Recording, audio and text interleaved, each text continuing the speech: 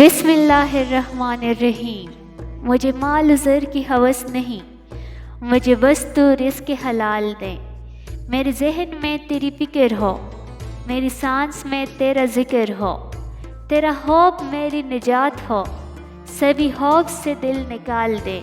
تیری بارگاہ میں اے خدا میری صبح و شام ہے یہی دعا، تو رحیم ہے تو کریم ہے، مجھے مشکلوں سے نکال دے، میری آخرت سنوار دے، آمین۔ دعا مانگنے کا سلیقہ۔ حضرت امام علی رضی اللہ تعالیٰ عنہ نے فرمایا، میں نے دعا مانگتے ہوئے عرض کیا، پروردگار مجھے اپنی مخلوق میں کسی کا محتاج نہ کر۔ یہ سن کر رسول اللہ صلی اللہ علیہ وآلہ وسلم نے فرمایا، ایسا مت کہو، کیونکہ کوئی شخص ایسا نہیں جو لوگوں کا محتاج نہ ہو۔ میں نے عرض کیا، پھر کیسے دعا مانگوں؟ فرمایا، یوں کہو، خداوند مجھے اپنے بدترین مخلوق کا محتاج نہ فرما۔ جب کوئی دنیاوی طور پر اونچے رتبے والا شخص آپ کو کہہ دے کہ میں آپ کے ساتھ ہوں تو آپ تسلی میں آ جاتے ہیں، لیکن جب اللہ رب العالمین آپ سے کہہ رہا ہے کہ میں صبر کرنے والوں کے ساتھ ہوں تو آپ اس کو معمولی کیوں سمجھتے ہوں؟ ہر رکاوٹ میں کوئی نہ کوئی بہتری چھپی ہوتی ہے، جو اللہ تک لے جائے اسے ٹوکر نہیں کہتے۔ مشکلوں میں صبر کرنے والا ہمیشہ کامیاب ہوتا ہے، کیونکہ اللہ آزمائش کے بعد ہمیشہ آسانی دیتا ہے۔ نماز ہماری زندگیوں میں ضرور تبدیلی لائے گی اگر ہم یہ 3 کام کریں۔ باقاعدگی سے نماز پڑھیں، نماز میں پڑھی جانے والی تسبیحات اور دعاؤں کے معنی و مفہوم پر غور کریں، حضور قلب یعنی توجہ سے نماز پڑھیں۔ جانے والے چلے جاتے ہیں، دنیا کی محفلیں، دنیا کی رنگینیاں چلتی رہتی ہے۔ اس دن نہ اولاد کام آئے گی نہ مال۔ ہر انسان دیکھے اس نے کل کے لیے کیا بھیجا ہے۔ ہم اہم ہیں، یہی وہم ہے۔ باپ ہونا کوئی آسان نہیں، تکے بغیر، رکے بغیر، نا امید ہوئے بغیر، تنقید کی پرواہ کیے بغیر، صلے کی تمنا کیے بغیر، ہر موسم ہر حالت میں جرأت کے ساتھ مسلسل چلتے رہنے کا نام باپ ہے۔ عبادت کرتے ہوں مگر لوگوں کو تکلیف دیتے ہوں، صدقہ کرتے ہوں مگر احسان جتلاتے ہوں۔ اپنی نیکیاں ایسی تیلی میں جمع نہ کرو جس میں سوراخ ہو۔ پرسکون زندگی گزارنے کے لیے یہ تسلیم کر لینا ضروری ہے کہ ہر کسی کے پاس سب کچھ نہیں ہوتا۔ اگر رزق کمزور ہو تو مہمانوں کو گھر میں بلاؤ، کھانا کھلاؤ، انشاءاللہ رزق کشادہ ہو جائے گا۔ جس کے گھر میں دسترخوان کھل گیا اس کا رزق کھل گیا۔ آپ بیمار پرسی کریں تو کبھی بیمار نہیں ہوں گے۔ امیر آدمی اگر غریبوں کو آسرا دے تو سمجھو غریبی ختم ہو گئی۔ شیخ سعدی رحمۃ اللہ علیہ نے فرمایا، روئے زمین پر اکثریت میں سے ایسے لوگ ہیں جو دکھ، تکلیف، اذیت، فریب، دھوکہ تو انسانوں کو دیتے ہیں اور معافی اللہ سے مانگتے ہیں۔ کمال ہوتے ہیں وہ لوگ جو آپ کی آواز سے آپ کی خوشی اور دکھ کا اندازہ لگا لیتے ہیں۔ سکھ میں جو کام آئے وہ رشتے ہوتے ہیں اور جو دکھ میں کام آئے وہ فرشتے ہوتے ہیں۔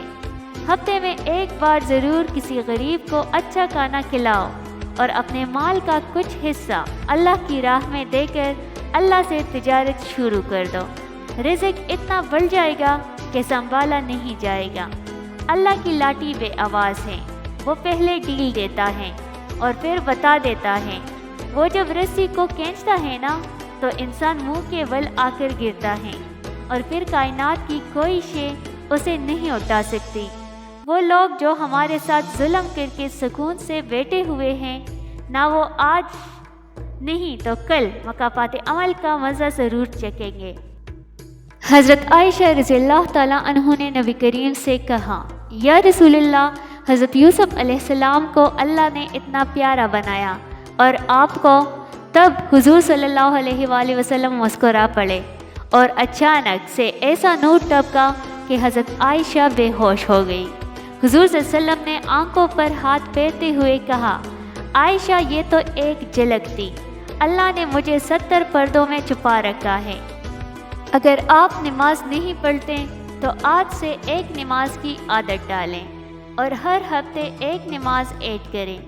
اگر ساری پڑھتے ہیں اور فجر یا عشاء نہیں پڑھتے تو ایک اور کام کریں، جو 3 نمازیں آپ پڑھتے ہیں ان میں سنت اور نوافل پڑھنے کی عادت ڈالیں۔ ان نمازوں کو بہتر بنائیں یہاں تک کہ وہ آپ پر اتنی آسان ہو جائے گی، پھر اگلے ہفتے فجر اور عشاء ایڈ کریں۔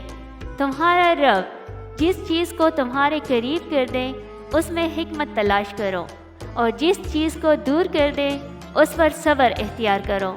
اللہ کے فیصلوں کو سمجھنا انسان کی عقل سے بالا تر ہے۔ مسکرائیے اور اچھا سوچیے، کیونکہ انسان جب اچھا سوچتا ہے تو اللہ خود ہی راستے بنا دیتا ہے اور مشکلیں آسان کر دیتا ہے۔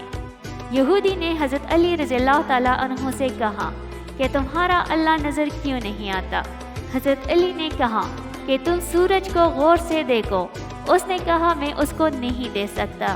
حضرت علی رضی اللہ تعالیٰ عنہ نے فرمایا کہ سورج کو دیکھ نہیں سکتے تو سورج بنانے والے کو کیسے دیکھو گے؟ انسان کا اپنا کیا ہے؟ پیدا دوسرے نے کیا، اہمیت دوسروں نے دی، تعلیم دوسروں نے دی، رشتہ بھی دوسروں سے جوڑا، کام کرنا بھی دوسروں نے سکھایا، آخر میں قبرستان بھی دوسرے لے کر جائیں گے۔ تو انسان کا اپنا کیا ہے؟